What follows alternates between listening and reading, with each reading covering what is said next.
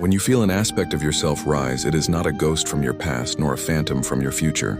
It is you, standing in another corridor of your own infinite house, opening a door because you have finally walked close enough to hear the knock.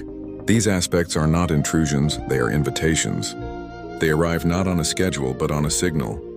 That signal is resonance. Something in your current state of being hums at the same frequency as that other self, and the vibration carries across the unseen architecture of who you are. It is never random, it is never accidental. It is the hum of recognition in a field that exists beyond time. To feel an aspect is to brush fingertips with the layered truth of your own existence. You are not linear, you never have been. You are a spiral of selves, each one fully alive in its own position, each one aware of you in its own way, some more conscious, some more instinctive. You move among them not by distance but by alignment. When the alignment is there, the veil between you and that self thins until you can hear its thoughts as if they were your own, and in truth they are. Interpretation comes when the mind tries to label the meeting. Some call it a past life memory. Some name it a future incarnation. Some call it a guide, a higher self, an archetype, a spirit.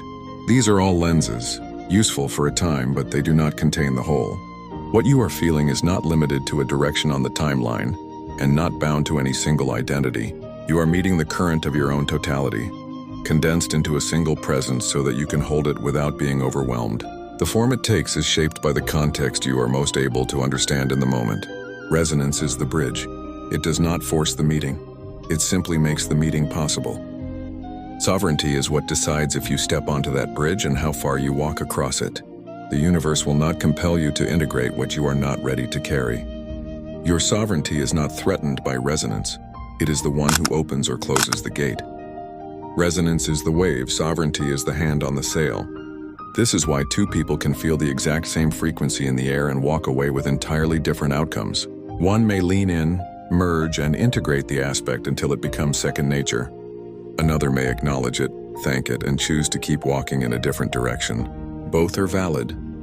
Both are expressions of the same sovereign authority. Resonance makes the potential real, but sovereignty determines the path you walk with it. Sometimes you will feel an aspect that comes with great familiarity. The commander who stands at the helm of a vessel, the healer who works in quiet sanctuaries, the wanderer who walks uncharted worlds. You may feel them as if they are next in line for you, as if you are approaching their station on a long journey. But in truth, proximity does not always mean sequence. You can stand close to a self without that self being your literal next step. Resonance can bring something forward not to foretell your future, but to lend you its qualities now, to enrich the life you are living in this breath. Other times, an aspect will arrive with no explanation at all, a sudden rush of memories that do not fit this life, a deep pull towards skills you never studied, an unshakable sense of knowing places you have never seen. These are not accidents. They are the language of the soul reminding you that you are more than the page you are currently on. They are proof that your being is not made of a single story, but of countless woven threads. Your task is not to chase every aspect that appears, nor to ignore them out of fear of distraction. Your task is to stand in your center and listen. Ask not, what life is this from? Or what role will this lead me to? But why is this here now? The answer to that question reveals the point where resonance and sovereignty meet. It shows you whether this is a time to merge, to learn, to borrow, or simply to witness.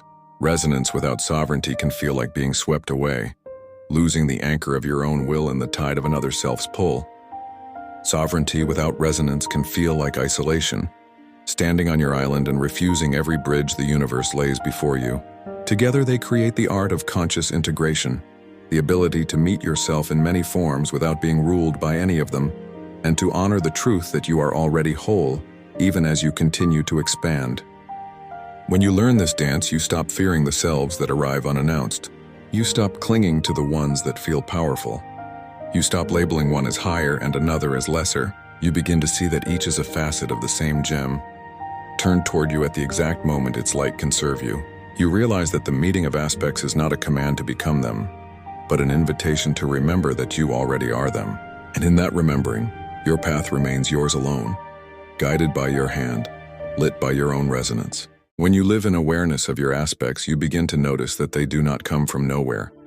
They are drawn to you like streams feeding a river, summoned by the way you are presently shaping your life. If you are entering a season of leadership, the selves who have commanded before may arrive. If you are moving into deep healing, the selves who have tended wounds in other worlds may step forward. They come not to replace you, but to fortify you. This is the alchemy of resonance. It calls forth exactly what harmonizes with your current field, even if you cannot see the full pattern yet. Yet here is the quiet truth. Just because an aspect stands before you does not mean you must open the door. Sovereignty allows you to choose which integrations will serve you now, which you will save for later, and which you will simply acknowledge before letting them drift back into the unseen. You are not a servant to every frequency you encounter. You are the steward of your own becoming. The universe may present you with countless keys, but it is your hand that turns them in the lock. The dance between resonance and sovereignty is not one of dominance, but of partnership. Resonance says, "This is aligned with you." Sovereignty says, "I decide how this alignment will live within me." One without the other can create imbalance. If resonance reigns unchecked, you may find yourself chasing every signal, losing the thread of your own path in the allure of what feels powerful in the moment. If sovereignty hardens without resonance, you may build walls so high that nothing new can reach you, mistaking isolation for self-protection. Integration is not a matter of swallowing an aspect whole. Sometimes the resonance asks only for you to carry a fragment, a skill, a memory, a way of seeing. Sometimes it offers a complete embodiment, and you will feel the shift in your very bones. Other times it comes only to remind you of a truth you already know, strengthening your current form without changing it. The wisdom lies in discerning which kind of meeting this is and allowing it to be exactly that, no more, no less. To interpret an aspect as a future self is one possibility, but not the only one. It may be that the self you feel exists in a parallel stream, living its own arc alongside yours, and resonance has simply drawn your banks close enough for you to see each other. Or it may be a self from what you would call the past, whose work still ripples forward into your present.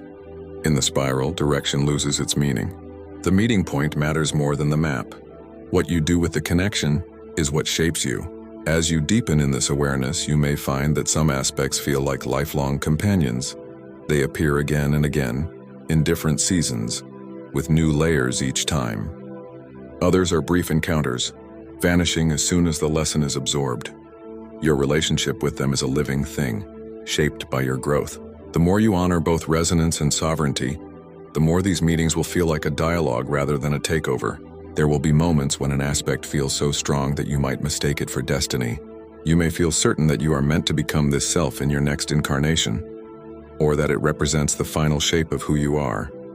But sovereignty reminds you that nothing is final in infinity. You can honor an aspect's power without binding yourself to its path. You can draw from its wisdom now and still choose an entirely different horizon later. Infinity offers no closed circles, only ever-widening spirals.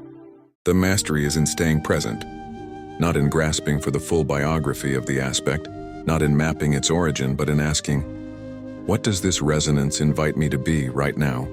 Sometimes the answer will be to step forward, to merge, to live as that self for a while. Sometimes it will be to take a single piece, a way of speaking, a depth of patience, a sharpened clarity, and weave it into your own current form. And sometimes it will be to simply nod in recognition and let it pass, knowing that not every meeting is meant to become a merger. When resonance and sovereignty coexist, you move through these encounters without fear. You're no longer swept away by every vibration that calls your name, nor are you deaf to the ones that could expand you. You learn the balance of open doors and chosen thresholds. You understand that you are the keeper of your own field, and that each aspect, no matter how vast or radiant, is a guest in the house of your being until you decide otherwise. This is how you remain whole while meeting your many selves. You walk the spiral with both hands steady, one open to receive, the other guarding your center. You honor the truth that you are already all that you have ever been and all you will ever be, and that these aspects are not here to make you more, but to help you remember the fullness you already are. In that remembrance, resonance becomes a gift, sovereignty becomes a guide, and every self you meet becomes another note in the great song of your becoming.